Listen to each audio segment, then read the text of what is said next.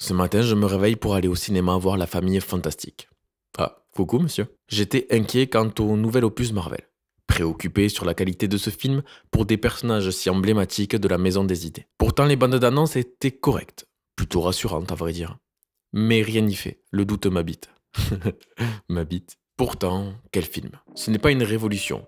Au contraire, il est plutôt basique, sans prise de risque, avec pour mot d'ordre, simple et efficace. Mais parfois la simplicité aide à porter un propos à un film plus intensément. L'esthétique du film est dans un style rétro-futuriste léché, toujours plaisant à l'œil dans ses décors, avec des costumes pour les fantastiques juste somptueux. Les effets spéciaux sont au rendez-vous, particulièrement sur les scènes spatiales, même si de ce côté-là Marvel maîtrise son sujet depuis de nombreuses années. Les musiques portent les scènes, qu'elles soient chargées d'émotion ou d'action, sans pour autant être des plus marquantes.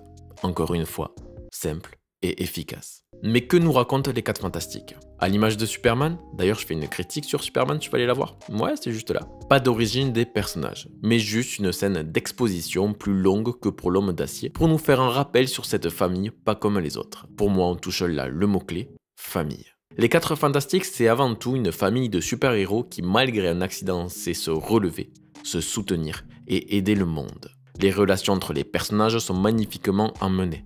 Sans forcer. Nous sommes vite pris d'affection pour les 4 protagonistes, tous ont une place, un trait de caractère, un rôle et un développement. On notera tout de même une plus grande mise en avant des Storm, avec Suzanne et Johnny, qui sont plus marqués dans ces presque 2 heures de film. Oui, il aura fallu mettre un Silver Surfer féminin pour y intéresser l'Homme Torche. Pourquoi pas, nous ne sommes pas sur la Terre habituelle, et le personnage n'en est pas pour autant détourné. Le bouleversement pour cette famille à laquelle nous nous sentons inclus est l'arrivée d'un bébé, Franklin Richards, et d'un grand ennemi, Galactus. Le propos qui entoure les enjeux reste la famille. S'ensuit alors moult péripéties où chaque personnage saura se mettre en avant. Une Suzanne qui porte le film. Enfin une femme forte sans faire des tonnes. Tout est juste, tout est fort. Nous n'avons pas que la femme invisible, mais réellement un personnage public important qui sait être une excellente communicante, contrairement à son mari. Johnny a pour développement de sortir du cliché du beau gosse peu réfléchi et immature, ce qui est très bien réussi. On regrettera un Ben un poil en retrait, mais qui reste le plus humain de la famille, malgré son aspect. Quant à Red Richard,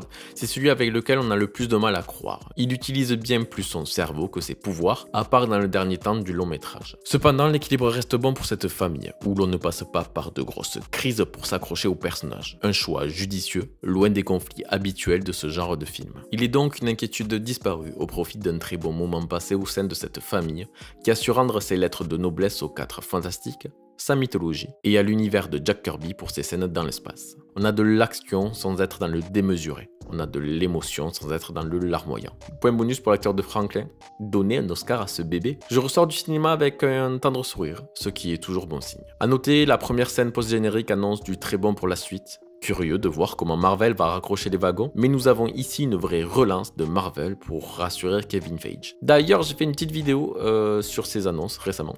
Ouais, je fais vachement ma pub dans cette critique. Donc les 4 Fantastiques, c'était bien.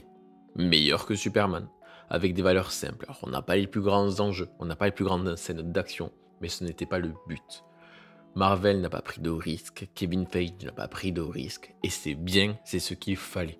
Un film simple, aux valeurs efficaces, très bien amené. Le film prend le temps sur ce qu'il faut et ne perd pas de temps sur l'inutile. Il ne cherche pas à créer de l'émotion, il ne cherche pas à créer de l'empathie pour ses personnages, car on s'y accroche de nous-mêmes puisque le film prend le temps de mettre en place toutes les relations très naturellement. J'ai passé un très beau moment devant les 4 Fantastiques. C'est pas le film le plus révolutionnaire, mais il m'a redonné confiance en Marvel, au MCU. Et à la suite, donc pour Avengers Doomsday, qui certes a été décalé. Voilà pour ma petite critique, j'ai changé le format, ma façon de faire. J'ai bien aimé faire ça comme ça. Pense à t'abonner, liker, partager, parce que ça fait toujours plaisir. Dis-moi si t'es d'accord, si t'as pas kiffé, si t'as kiffé, vas-y. Les commentaires sont là pour ça. C'était Laro, expert en rien et curieux de tout. Des bisous. Pense à t'abonner, ouais ça fait plaisir. Pense à t'abonner, je t'offre une merguez. Pense à t'abonner, je t'offre Selena Gomez. Pense à t'abonner, sinon je te pense à t'abonner, en vrai je m'en fous. Pour liker il suffit d'un seul coup. Pour t'abonner, pour que j'ai des sous. Pour commenter, écrit juste en dessous. Pense à t'abonner, ouais. Pense à t'abonner, ouais. Pense à t'abonner, Pense à t'abonner, pense à t'abonner, pense à t'abonner, ouais.